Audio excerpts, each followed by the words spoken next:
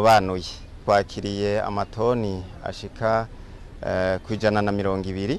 Iyo mbuto twiyumviriye kuyigura kubera ari icifuzo c'abene gihugu na cyane abarimyi baradushikirije ko iyo mbuto ari nziza cyane, ariyo bifuza kurima kugira ngo bongereze umwimbo.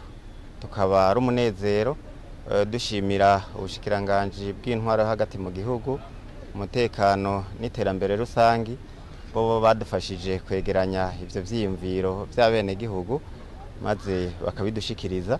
Ino mbuto ikaba ijiva mu gihugu ca Zambia, hakaba hari n'ibindi bimodokari binini nk'ibimubona biri nyuma bizanye imbuto nk'izi nyene. Ivyo bigori rero tukaba twifuza ko byoshikira bene gihugu ku giciro kitavuna.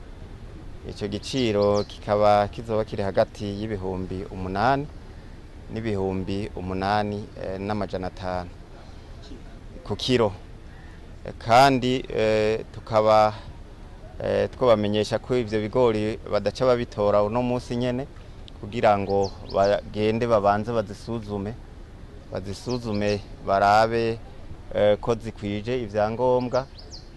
Igihe rero bazoba baduhaye icegeranyo bakaduha uruhusha ko dushobora gutangura kuzihereza abene gihugu abarimyi, tuzoca tubibamenyesha kugira ngo abazikeneye bose abarimyi bashobore guca banyarukira mu buyobozi bw'intara bujejwe uburimyi n'ubworozi n'ibidukikije kugira ngo bashobore kwigurira iyo mbuto.